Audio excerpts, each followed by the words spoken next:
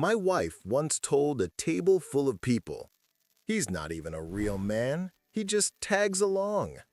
They laughed, clinking their wine glasses, proud of her little performance. She said it like a joke, but every word landed like a nail. I remember the sound, laughter mixed with the faint hiss of steak on the grill. It's funny how betrayal never begins with shouting. It begins with people smiling. My name is Cameron Lawson, and until that night, I thought I had everything a man could want. A wife who shined in every room, a house that glowed warm against the Austin skyline, and a business we'd built side by side. Or so I believed. Vanessa had a gift for charm. She could make strangers feel like lifelong friends in 10 minutes flat. Every Thursday, she hosted dinners that were supposed to be casual, though nothing about her was ever casual. Candles lit, jazz humming, expensive wine breathing in crystal glasses. It all looked like love from the outside. I'd stepped outside to check the grill when I heard it. My name, followed by laughter. Through the open French doors, I could see her leaning back in her chair, glass in hand, her eyes glittering in the low light. "He's not even a real man," she said. "If I didn't run the business, he wouldn't survive a week." The words cut through the night air like a shard of glass. My hands froze mid-motion, tongs suspended over the sizzling steak. My first instinct was disbelief. I thought maybe I'd misheard her. But then the laughter came, not nervous laughter, but genuine, effortless amusement. Her friends, people who'd toasted our wedding anniversary just months before, raised their glasses to the joke. I could feel my heartbeat slow, heavy, and deliberate, as if my body was trying to protect me from reacting. Inside, she smirked. That same little half-smile she gave when she thought she'd won something. I stepped through the doors, carrying the platter. The smell of roasted garlic filled the room. I set the tray down beside her, looked straight into her eyes and said, "Funny, I was thinking the same about you." The air went still. No one breathed. No one moved. Her friends exchanged looks, the kind that say, "This just turned real." Vanessa blinked, her confidence faltering for a fraction of a second before she forced out a tight laugh. "Oh, come on, Cam. Can't you take a joke?" But it wasn't a joke. Not anymore. Not when she said it in front of people who'd already started believing the story she'd been building. I didn't wait for the next line. I didn't slam a door or raise my voice. I just wiped my hands on a towel, hung it neatly by the sink, and walked out the front door. Outside, the Texas night felt different, thicker, quieter. The cicadas hummed in the distance. Somewhere behind me, her laughter started again, brittle this time, forced. I walked down the driveway barefoot, my heart beating steady, not angry, just done. The kind of done that doesn't shout, the kind that simply lets go. Hours later, the house lights behind me had gone dark, but my phone buzzed. It was a message from Rachel, Vanessa's best friend since college. She'd been at that table earlier, quiet the whole time. The message was short, one line that made my breath catch. "You should know what she's been planning." And just like that, I realized that what happened at that dinner wasn't an accident. It was the opening act. The message came just after midnight. The glow of my phone lit up the dark room, and there it was, Rachel's name. Vanessa's best friend. The one who'd sat across from me at 100 dinner tables, smiling politely, never quite meeting my eyes. I almost didn't open it. After the night I'd had, I didn't want to read another word that had anything to do with my wife. But something, maybe the silence, maybe the ache in my chest, made me swipe it open. "She's moving money, Cameron. You should check the accounts before Monday." I sat there, staring at those 12 words, the way you stare at a warning sign on a road you've driven your whole life. Part of you wants to ignore it, the other part already knows it's true. Vanessa and I shared everything. The business, the house, the bank accounts. We built our company, Lawson Digital, from our living room table with coffee-stained spreadsheets and sleepless nights. We were supposed to be a team. But that message, it felt like someone had just handed me the key to a room I didn't know existed in my own home. I opened my laptop and logged into our financial dashboard. The numbers blinked back at me, familiar yet off, like a song played slightly out of tune. Transfers, small, deliberate, spread out over months, each one labeled as vendor costs. Except there were no vendors with those names. The receiving account was listed under L&V Creative Holdings. L&V. Lawson and Vanessa? Or maybe Lawson versus Vanessa. At first I thought it was a mistake. Maybe she'd created a holding account for taxes. But the deeper I looked, the clearer it became. These weren't business expenses. They were quiet exits. Bricks laid on a path leading away from me. The first transfer went back 6 months. Around the same time Vanessa started saying we needed separate creative directions. The same month she insisted we hire her old college friend as our new strategic consultant. I felt the room shrink around me. Every memory started to tilt sideways. Every late night she said she was working. Every text she ignored. Every "don't wait up." It wasn't paranoia. It was proof. Outside, the Austin streets were silent. Inside, my world had just shifted an inch off its axis. I leaned back in my chair, staring at the ceiling fan turning slow circles overhead. I wasn't angry. Not yet. Just hollow. You tell yourself you'll know when betrayal comes, that you'll see it in their eyes, hear it in their voice. But the truth is, betrayal doesn't arrive shouting. It comes dressed as routine, and you only notice when it starts taking pieces of your life while you're too tired to count them. I closed the laptop and sat in the dark until dawn started pressing against the blinds. For 12 years, I believed Vanessa and I were partners. In life, in business, in dreams. Now I understood. She'd been building a way out. When the sun finally rose, I showered, shaved, and drove to the office like it was any other morning. My staff didn't know. They smiled, waved, talked about deadlines and coffee orders. I played along, nodding, keeping my voice steady. But then, just before 9, Ethan, one of our senior developers, appeared at my door. He looked uneasy, his fingers fidgeting with his lanyard. "Sir," he said quietly, glancing toward the hallway before lowering his voice, "Vanessa told us to reroute the client reports," he swallowed hard, "to her new company." And just like that, the last illusion fell away. By Monday morning, there was no room left for doubt. What Rachel's message had hinted at, what Ethan's words had confirmed, it all came into sharp, merciless focus. Vanessa wasn't just mocking me in front of our friends. She was preparing to erase me from the life I helped her build. When I walked into the office that day, I could feel it. The air was different. People looked at me too long, then looked away too fast. My nameplate on the glass door still said Cameron Lawson, co-founder, but it already felt like a relic. The emails were the first sign.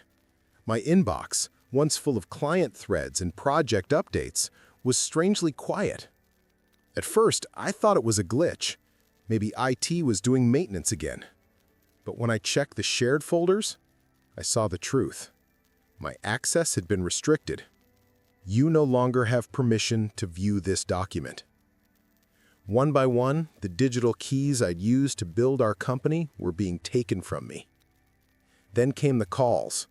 Clients who'd worked with me for years suddenly couldn't reach me. One even apologized for hearing about my upcoming sabbatical. Sabbatical? I hadn't taken a vacation in 4 years. She'd told them I was stepping back to focus on personal growth. I almost laughed at the phrasing. It was so perfectly Vanessa. Polished deceit wrapped in corporate language. I went into her office. She was sitting behind her desk, tapping on her phone, perfectly composed. When she looked up, she smiled like I was an employee interrupting her. "Vanessa," I said, keeping my tone even, "I know what you're doing." She didn't ask what. She didn't need to.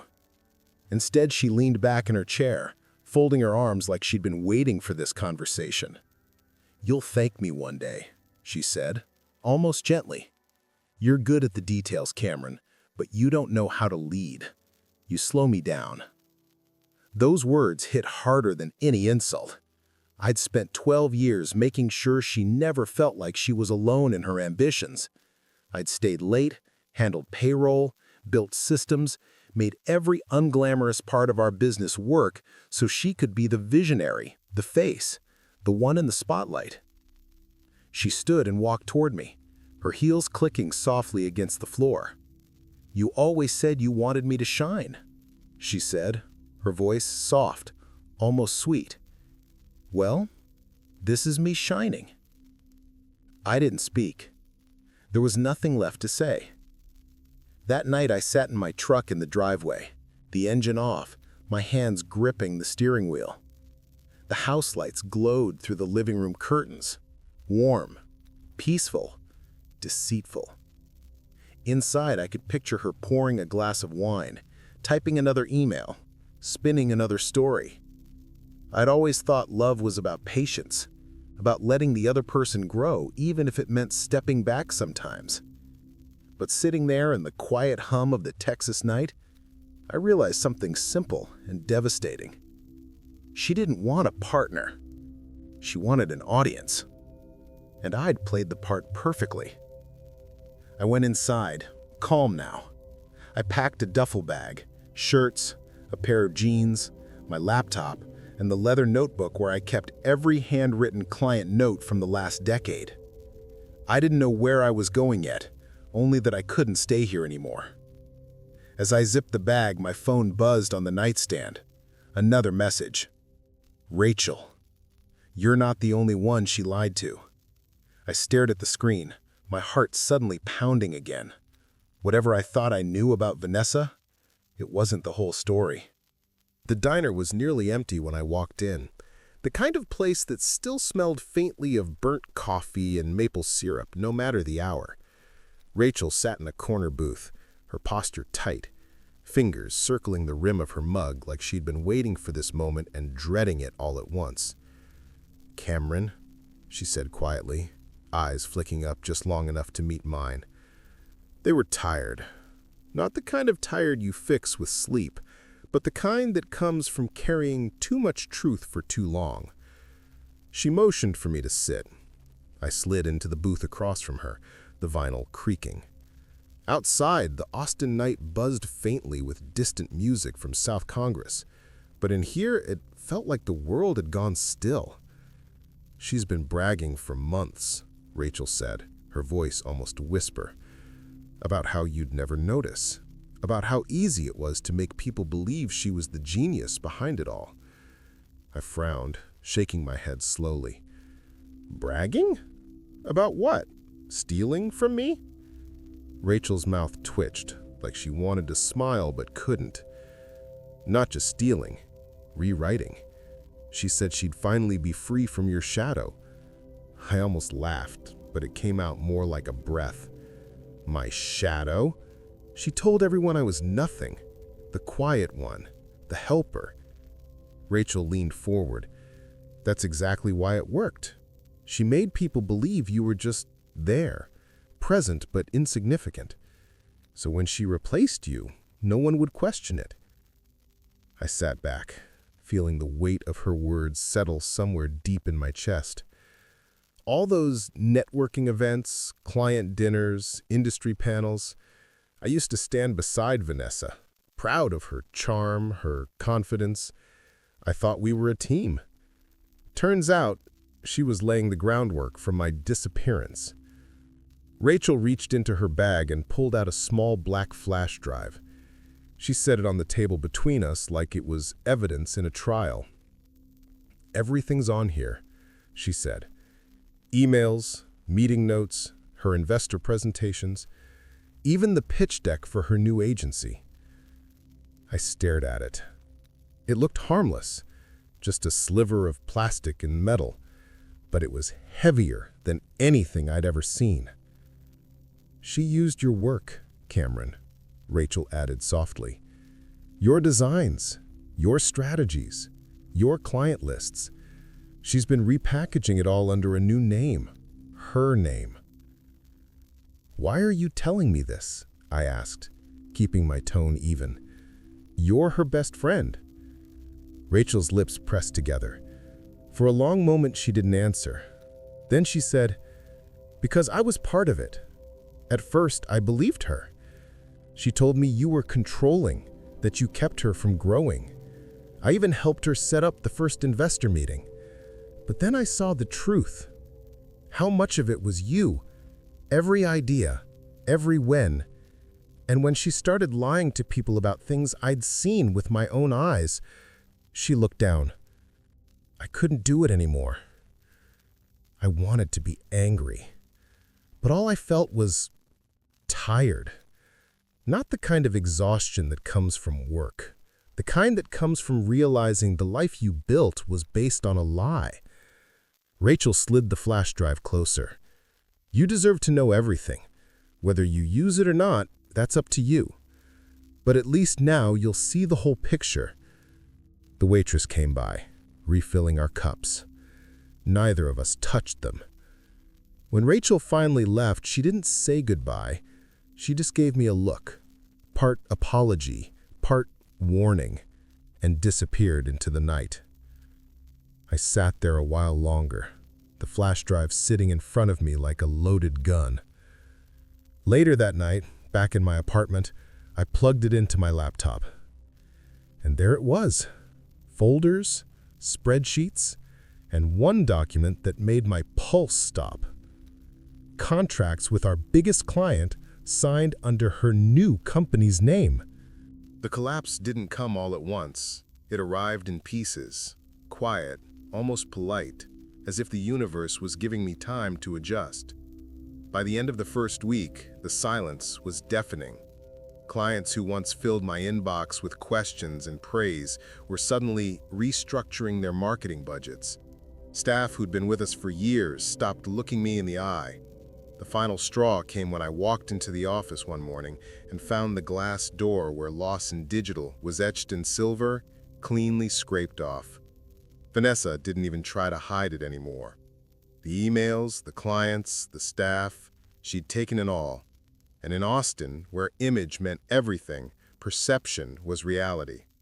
People believed what they saw, and she'd made sure what they saw was a confident, ambitious woman finally breaking free from the quiet husband who couldn't keep up. I remember standing in that empty office, listening to the hum of the air conditioning and thinking, this must be what the end sounds like. I sold my car the next day, ended the lease on the office, handed back the keys to a space that had once felt alive with late nights, caffeine, and possibility. Walking away from the name Lawson Digital felt like losing a piece of myself, but holding on to it would have been like clinging to a gravestone. Vanessa thought she'd won, but what she didn't know, what she could never understand, was that real value doesn't live in logos or leases. It lives in people, and I still had that. 2 days later, my phone rang. The screen showed a name I hadn't seen in weeks, Matt Hensley, one of our biggest clients. The kind of man who saw through smoke and mirrors for a living. "Cameron," he said, his voice steady but curious. "I've been hearing things. What happened over there?" I could have told him everything. The betrayal, the theft, the humiliation. But for once, I didn't need to explain myself. She wanted to build something new, and I wasn't invited. There was a long silence. I could hear him exhale on the other end. "You know what I care about," he said finally. "Results. Not names on doors. If you start something new, I'll be your first client." For a moment, I couldn't even speak. It wasn't about money, it was about faith. Someone still believed in me. After we hung up, I sat at my kitchen table, staring at the blank page of my notebook. For months, my life had been filled with Vanessa's noise, her voice, her opinions, her plans, and now there was silence. But it wasn't empty anymore. That night, I took what was left of my savings and rented a small office in East Austin. It wasn't glamorous. Exposed brick, flickering lights, and a smell that clung from the old tenant's espresso machine. But it was mine. I unlocked the door, turned on the lights, and for the first time in months, felt something that almost resembled peace. A few hours later, there was a knock. I thought it was maintenance, but when I opened the door, Rachel stood there. Pale, serious, holding a brown envelope against her chest. "Cameron," she said quietly, stepping inside, "you need to see this." She handed me the envelope. Inside were copies of signed contracts, my signature at the bottom of each page. Only I hadn't signed them. The ink, the handwriting, everything was perfect, but it wasn't mine. Rachel met my eyes, her voice low. Vanessa forged them, every last one. For the first time in weeks, I didn't feel broken. I felt something else entirely, a cold, focused clarity. She hadn't just stolen from me. She'd crossed the line into something she couldn't charm her way out of. The months that followed were quiet, grueling, and strangely sacred. There's a kind of holiness in starting over when no one believes you can. I named the new company True North Media because that's what I needed most, a compass, something that pointed me back to who I used to be before the noise, before the betrayal, before I forgot that dignity doesn't need applause to exist. The office in East Austin was small but honest. 2 desks, one flickering light that buzzed on cold mornings. Rachel sat across from me every day, her sleeves rolled up, her hair in a messy bun, her voice steady when mine wasn't. She'd become my operations manager, but more than that, she was my anchor. We worked in silence most days, breaking only for black coffee and the occasional laugh that slipped through when exhaustion blurred into absurdity. There were no fancy boardrooms, no catered lunches, no polished smiles for investors. Just 2 people rebuilding something from the ashes, one call at a time. Every client that came back, and there weren't many at first, brought with them a small piece of my dignity. A marketing manager from Dallas, a nonprofit from Houston. Then Matt Hensney and his firm returned, bringing steady work that paid the bills and reminded me that trust, once earned honestly, doesn't vanish easily. One afternoon, as the sun spilled through the blinds and warmed the worn wood of my desk, Rachel leaned back in her chair and said, "You know what the best part is?" I looked up from the spreadsheet. "What's that?" She smiled, tired but genuine. "No one here's pretending anymore." That simple truth hit me deeper than I expected. For the first time in years, I didn't feel like I was performing for anyone. Not for clients, not for investors, not for Vanessa. Meanwhile, rumors started to drift across town like smoke. I didn't seek them out, but they found me anyway.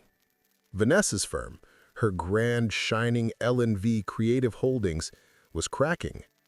Clients whispering about delayed campaigns, vendors waiting for payments that never came. Lawsuits filed quietly, then settled just as quickly. People said she looked different, sharper around the edges, like someone clinging to control by her fingernails. Success built on deception doesn't last. It collapses under the weight of its own rot. But I didn't celebrate it. I couldn't. There was no joy in watching someone you once loved destroy themselves trying to win a war you stopped fighting months ago. Instead, I focused on the work. We built slowly, carefully. Every detail mattered. Not just the campaigns, but the culture, the way we treated clients, the way we treated each other. I wanted every inch of True North to feel like the opposite of what Lawson Digital had become.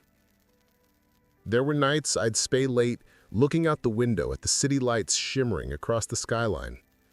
Austin had always been a place of rhythm and reinvention. People came here to start bands, launch startups, chase dreams. And now, quietly, it was the city that gave me permission to start again. By the end of 6 months, we weren't struggling anymore. We weren't thriving yet, but we were alive. The invoices were paid on time, the clients were loyal, and I could finally breathe without feeling like I was standing in someone else's shadow. Then, one morning, an email arrived in my inbox. The sender's name froze me mid-sip of coffee.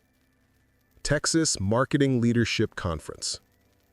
The subject line read, Vanessa Lawson, Keynote, The Future of Digital Leadership.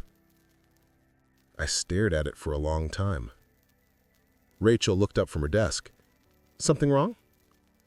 I closed the laptop slowly, a small smile touching the corner of my mouth. No, I said quietly. Not wrong, just familiar.